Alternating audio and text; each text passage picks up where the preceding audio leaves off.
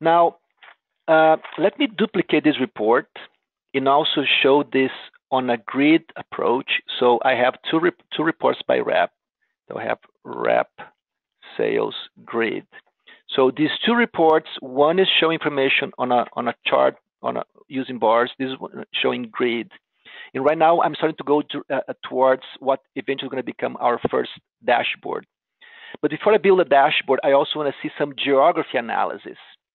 So for geography, instead of duplicating some existing report, I'm going to click a new sheet.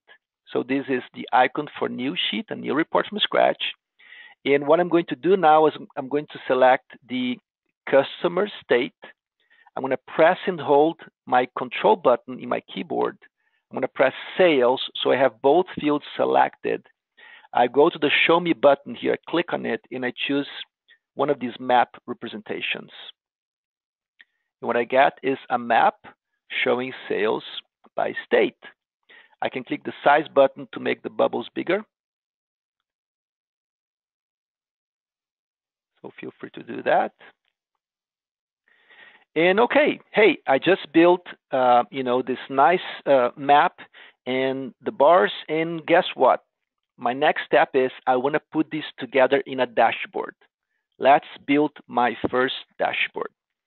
So to build a new dashboard, you don't use this button. You use the second one, which is a new dashboard. Click on it. So now I'm in the new dashboard mode. And as a beginner, I recommend setting the size here. So click the arrow point down, and instead of choosing fixed size at the beginning, choose automatic.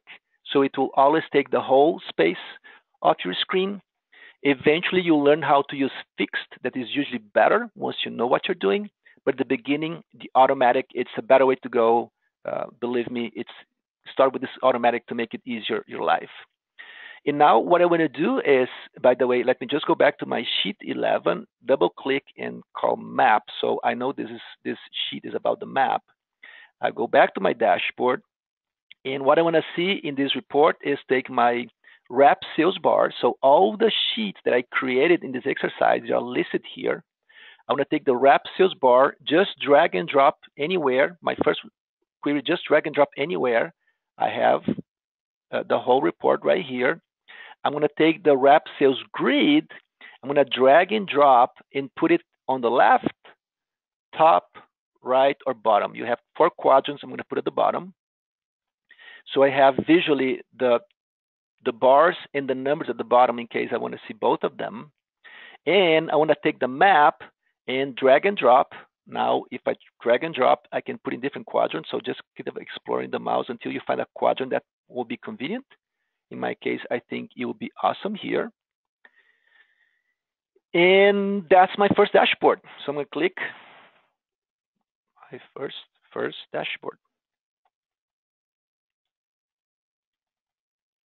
Dashboard.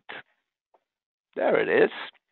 And I can come here and, for instance, usually when you're building dashboards, you want to make it a little interactive. I mean, right now, each of these dashboards, they are completely independent from each other. You can do things like in this case, I'm going to go to the map, put my mouse over this icon and select this lasso approach. I'm going to select a few states and nothing happens. I mean, the dashboard is completely independent. But if I go to this area here where I have these icons on the side of this box, and I click this filter that is used as filter, so I'm going to click this little icon. Now, this particular quadrant in my dashboard is a filter to everything else. So if I do again a lasso of my report, what happens is it's controlling the rest of my dashboard. It's very cool.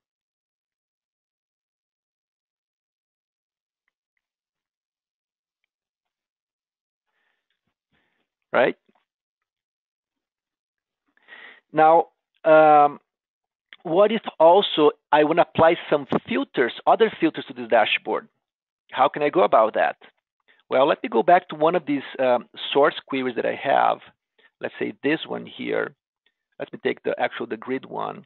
And I'm going to take the invoice date and add to my filters. And I want to have this one as year.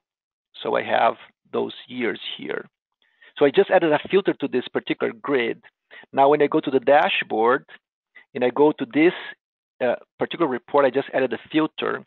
I can click the arrow pointing down now and say filters and select the filter that I just created, which is year of invoice. Now I have the filter here.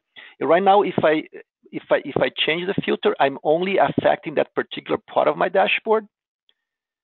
So as I click, I'm only changing this one so far, right? And by the way, just to prove you a little better what I'm doing here, let me just add the invoice date as part of my column so you can tell what's going on and how the filter is working. So what I just did is I added the year in my columns, and so far, this filter is only applying to this particular report here, so it's not affecting the rest of them. Most of the time, you want filters to work across all segments of your dashboard. How can I do that? Well, you come to the filter, you click the arrow pointing down, and you have the apply to worksheets. Usually, as a starting point, I recommend saying, if you want to control the rest of your dashboard, click all using this data source. Because right now, I have all of these reports coming from the sales data source. So if I unclick 2016 and 18, guess what?